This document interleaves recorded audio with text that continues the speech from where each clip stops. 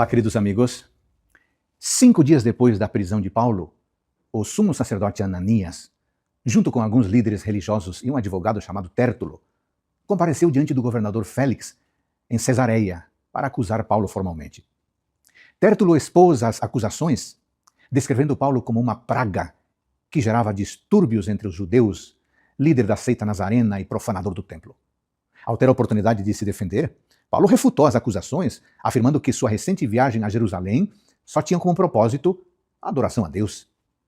Ele negou veementemente ter incitado tumultos ou discussões no templo, nas sinagogas ou em qualquer outro lugar, enfatizando que não havia provas que sustentassem as acusações contra ele.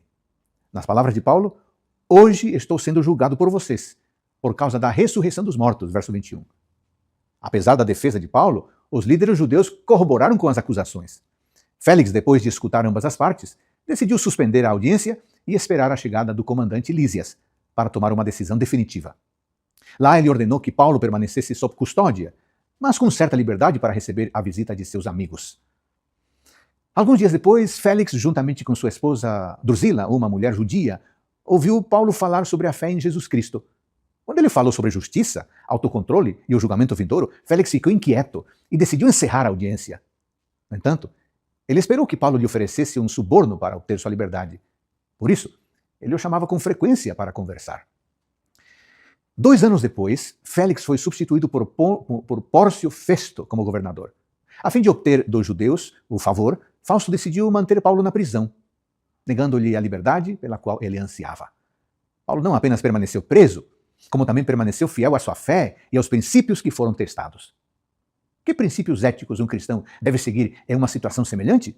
Bom, eu gostaria de voltar ao governador Félix. O governador ficou com medo. Os temas que Paulo apresentou eram comprometedores demais para ele. O que fazer quando um assunto ou tema nos chama a atenção, nos faz pensar? Silenciar o pregador? Fugir do assunto? Não! Quando um assunto tocar o nosso coração, deixemos Deus falar e tocar a nossa vida, pois talvez essa seja a nossa única chance de salvação. Esses dias, conversando com um amigo oftalmo que trabalha com transplante de córneas, ouvi algo que não imaginava. Ele me falou da dor que acompanha a pessoa que não enxergava e passa a ver. A luz entrando pela córnea e as novas informações chegando ao cérebro causam um desconforto tão grande que muitos continuam com os olhos fechados para evitarem o sofrimento inicial. Sim, enxergar dói, a luz incomoda. E esta verdade também se aplica à área espiritual. Por exemplo, no capítulo 24 do livro de Atos, encontramos um homem que preferiu se esconder nas trevas, pois a luz era muito incômoda. Nesta sessão encontramos o apóstolo Paulo sendo levado perante Félix, o governador romano da província da Judéia, que havia sido informado pelos judeus sobre as acusações feitas contra Paulo. Diante de Félix, os judeus acusaram Paulo de ser um agitador e um líder de uma seita perigosa que ameaça a ordem pública. No entanto, Paulo, por sua vez, se defende das acusações. Durante o julgamento, Paulo também fez uma defesa de sua fé cristã e, ao mesmo tempo, prega o evangelho para o governador romano. Mas Félix não suportou o peso da verdade e se afastou do mensageiro de Deus. Quando Paulo começou a falar sobre a justiça, o domínio próprio e o juízo vindouro, Félix ficou amedrontado e disse: "Por agora você pode retirar-se, e quando eu tiver oportunidade, mandarei chamá-lo." Paulo não foi um pregador de conveniência procurando agradar o seu público. Pelo contrário, ele não diminuiu a enormidade do pecado humano por causa dos cargos de quem o estava ouvindo. Mesmo diante de imperadores e reis, Paulo os via simplesmente como pecadores carentes da graça de Deus.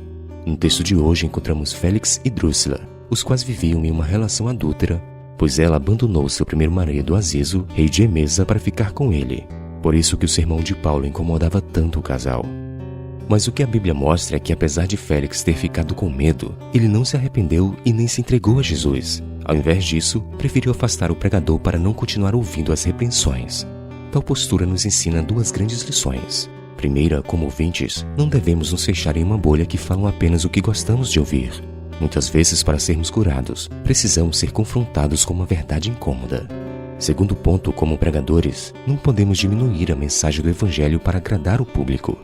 É melhor sermos rejeitados por falar a verdade do que sermos amados por iludir com a mentira ou com meias verdades.